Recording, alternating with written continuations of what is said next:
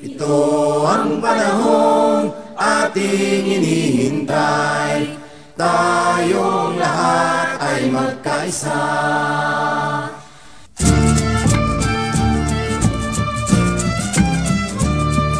Lahat tayo, mga bata at magulang ko, di dapat mabigo sa tungkulin natin to.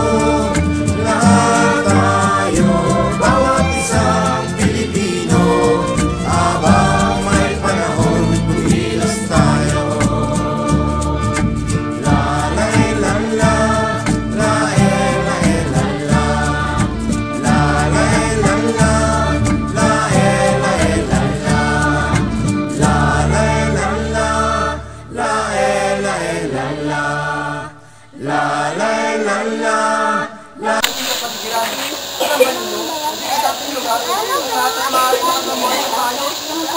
Dahil lang mayroong pagpapahalaga ang mga tao kasi sa kanyang kapaligiran.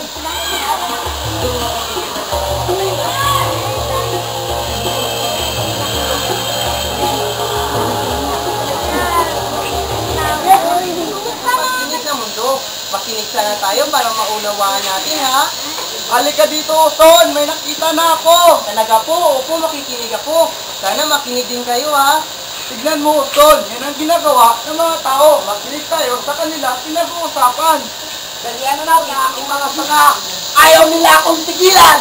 Oo nga, kahit kami mga ibon ay wala na rin mapagpupugaran. Dahil kahit sa kaputukan, mga puno, ayaw na rin nilang tigilan. Kahit kami, wala na rin kami mapangitlogan. Dahil sa walang habat nilang paglapastangan sa mga bakawan.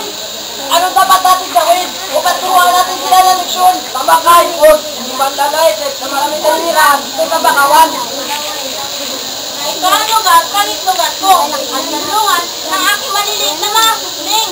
Ang mga tanga naman nito ay nagsisabing mahiguran.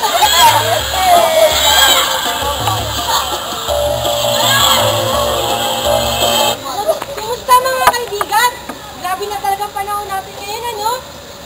Napansin ko nga rin, iba na kaysa nagdaang panahon. Oo nga, halos di na natin malaman kung ano ang mangyayari kinabukasan. Tama ka diyan. Ngayon pa nga lang, hindi na natin masabi kung ano pa naman meron tayo sa araw na to.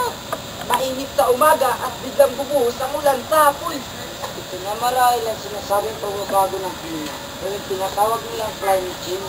Ano po yun? Kung mapapansin nyo dito sa ating paligid, dito lang mismo sa gubat, meron na tayong pagbabagong nararanasan. Tulad po ng ano? Sa inyo na rin galing na hindi na natin masasabi kung sisikat ba ang araw o ulan. Bakit nga po ba? Nagsimula lahat ng ito sa kagagawa ng tao. Ano pong ginagawa nila? Sa simula, nililinis nila ang bukat upang pagtaniman ang kanilang mga kain. Ang iba na may namumutol ng mga kahoy upang gawin uling. Yun lang po ba? Marami pang ibang dahilan. Gaya pa po ng ang pagtutroso upang ibinta ang kahoy. At higit na lahat, ang pag-imina sa kabundukan. Ano naman po ang epekto ng susunod namin yung pagbabago ng klima? Malaki nagagawa nitong maging disyerto ang malawak na kabundukan. Isipin na lang ninyo, pag nawala ang lahat ng puno sa gubat, lahat ay apektado. Sa paano pong paraan?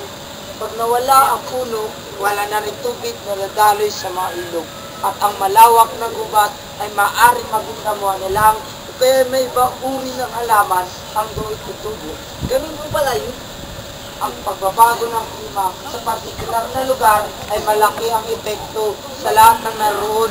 Nakakatakot po pala ang pagbabago ng klima. Totoo yung sinasabi mo, maapektuhan ito ang kalusugan, kabuhayan at ang buhay mismo. Maaaring manganib ang bawat isa dahil hindi nila alam ang kanilang gagawin. Naku po! Huwag naman po sana mangyari yun dito sa atin. Kasi sa pinagdarasal ko na sana'y nalilawan ng isip ng mga tao.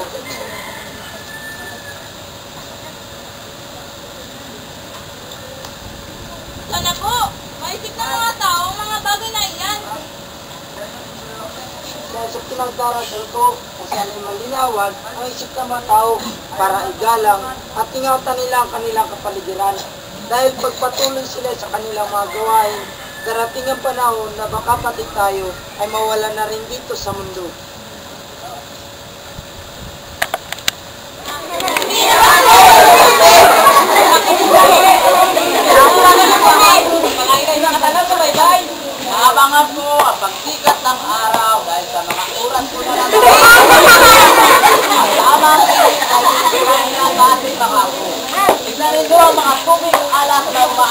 lugar natin. Namamatayan tayo ng mga Na itong planeta'y walang kapalit at dapat ingatan. Kapag nasira, sino ang kawawa? Karaniwang tao, saan ka tatakbo? Kapag nawasak iisang mundo, karaniwang tao, anong magagawa?